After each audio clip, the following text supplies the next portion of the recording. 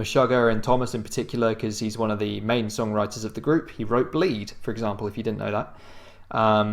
But yeah, it just goes to show how their rhythmic phasing is just off the scale to the point where it's so difficult to work out what's actually going on that people still argue about it to this day.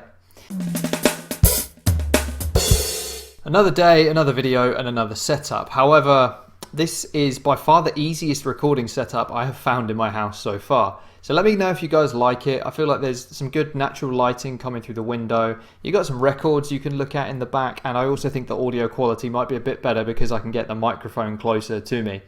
But anyway, if you're new, hi, my name's Matt. I'm a drum instructor based in London, UK, and I occasionally make these videos, or quite often make these videos, where I react to your videos and other famous drum coverers and people who made their career on YouTube, as well as occasionally reacting to professional drummers, such as the man we're looking at today, who is Tomas Haake from the band Meshuggah.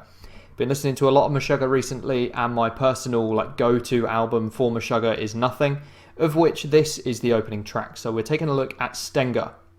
Now, there has been a lot of debate over the years for what the time signature for Stengah is. There are some people who say it's 11/8, some people say it's in 7 or 5 or another odd signature, but I am one of the crowd that believe it's actually in 4/4, and we're going to conduct an experiment a little bit later in the song and explain why I think it's in 4/4.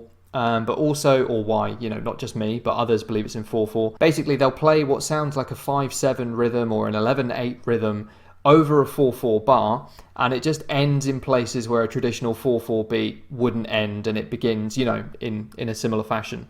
So yeah, we'll take a look at that when it pops up a little bit later in the song. From memory, there's a moment where it's really quite obvious. But for now, let's just get into it. I'm also changing slightly, so I will be the big video, which is how I did these videos at first, and the small video is going to be Thomas's playing. So let me know if you guys like that or not. I'm still not sold either way. I like the fact that now you can see the whole thing without me being in the way at all, but I also preferred when I don't really want to be the focus of this. I want you to be looking at the other drummers. But maybe, I don't know, just you let me know what you guys think in the comments. That's a long enough intro, so let's get on with it.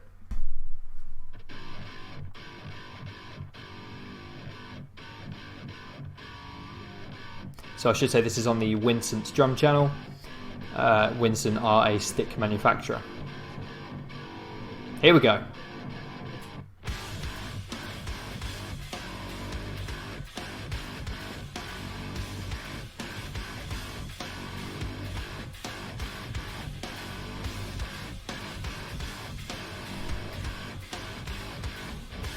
Oh, sorry, a little bit lag there, a little bit of lag.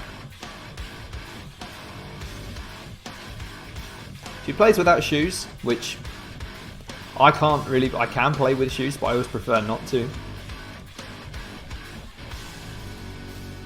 So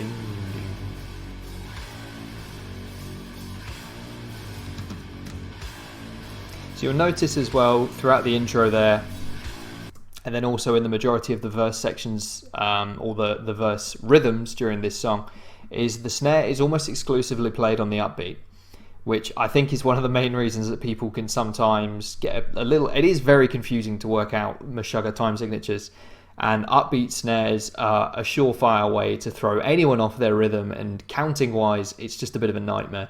So yeah, you'll note that throughout the song that the snare is pretty much upbeat throughout. Excuse me. And the polyrhythm stuff comes from the feet. Sometimes it's linear, sometimes it's not, and again, we'll pick up on that as it happens.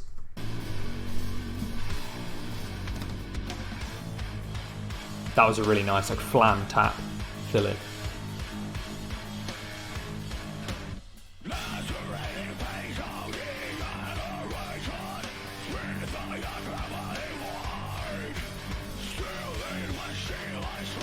So many ghost notes as well. His left hand is so fluid, it's unbelievable.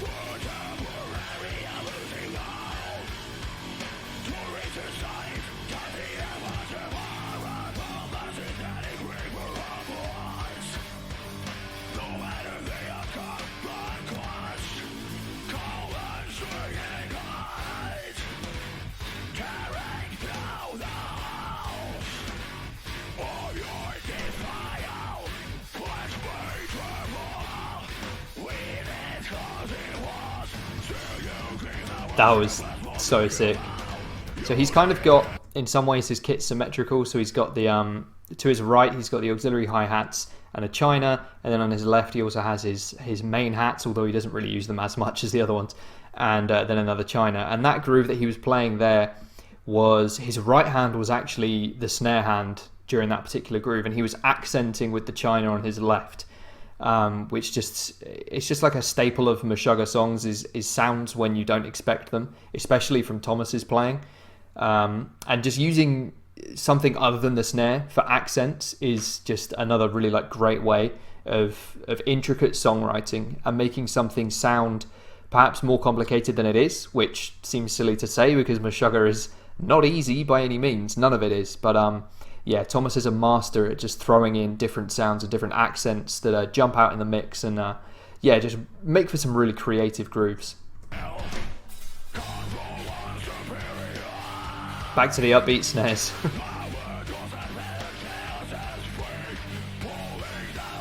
It's probably worth mentioning his posture as well. So he actually has a back on his drum throne, which isn't all that common, but I don't use one personally, but I've heard people say that they use thrones with a back because it makes them actually keep a straight back, posture-wise. Straight back is the way to go with drums. Here's that groove again.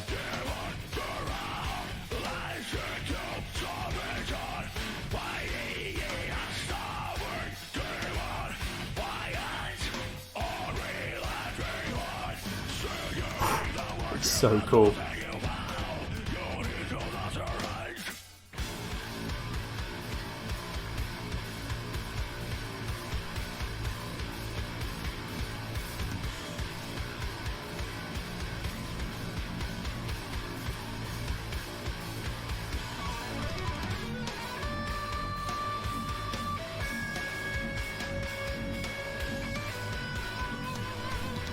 This is where the experiment's going to be. We're going to do it in a minute.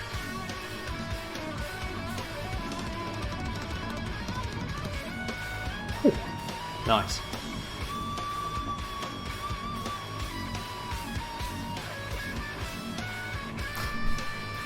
Just casually displacing half a bar there.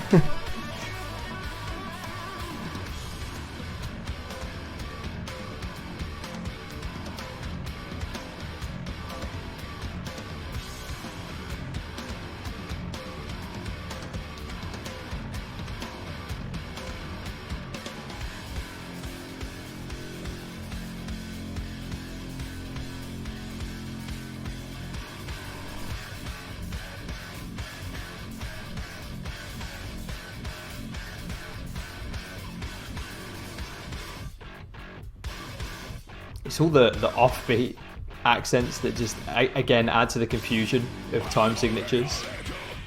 Okay, so I knew this bit was coming, I wanted to talk about it specifically. So we're now back into another verse section.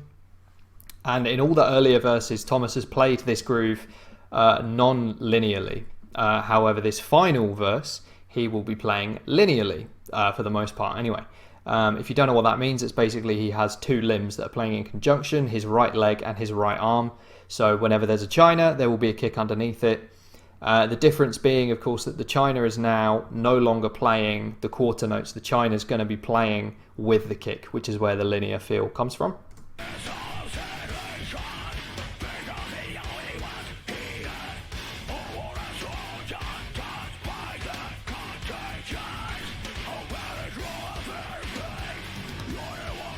Love the guitarist's trousers, looks great.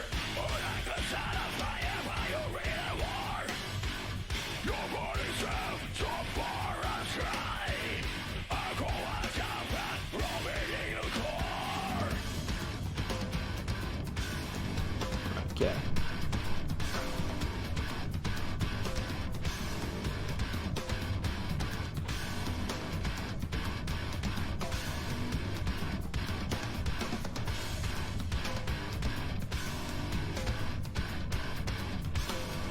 The whole band, like, so tight, unbelievably tight. They're just dialed into each other.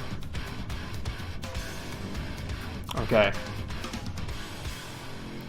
it's experiment time. So we're going to go back to about here, And before we get into this guitar solo section, Thomas is going to do a roll down the toms, and then he's going to be into a groove which sounds like it's in an odd time signature, again because of upbeat snares and other reasons as well. But what I want you to do, choose a limb. I'm going to go with my left leg and just tap along to his right hand, which is going to be playing, I believe, the China or the open hi-hat, can't quite remember. And when we get to the end of the solo section, see what you've counted, and I almost guarantee you it will be 4. It won't be an 8 in 11/8. It won't be a 7. It will have been in 4. Here we go.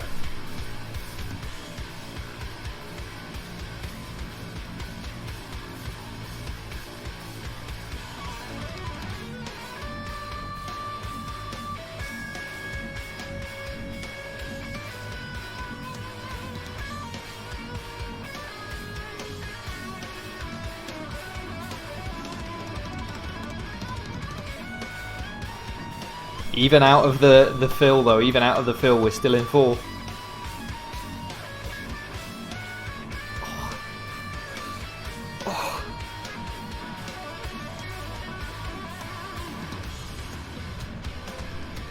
It's in 4. I don't know what to tell you. It's so difficult, especially that displacement. That one displacement makes it so difficult to keep up. But it is in 4. Try that as many times as you need before you agree. But I'm sold on it. I don't think Meshuggah themselves have ever officially commented on what time signature any of their songs are. I know they like to kind of stray away from the whole genre thing and trying to put music into boxes, which is fair enough. So who knows if we will ever know for certain, but I've read enough convincing arguments and I've tested it enough times myself to be fully within this song is 4/4 camp. It just goes to show that Meshuggah, and Tomas in particular, because he's one of the main songwriters of the group, he wrote Bleed, for example, if you didn't know that. But yeah, it just goes to show how their rhythmic phasing is just off the scale to the point where it's so difficult to work out what's actually going on that people still argue about it to this day. And there we have it. Let me know in the comments section who else you want me to check out. I hope you enjoyed this video. And let's do some random question of the day thing. What record is this? First person to comment wins a hearted comment. What a prize, right? Anyway, thanks for watching. Hope you're safe and well, and see you on the next one.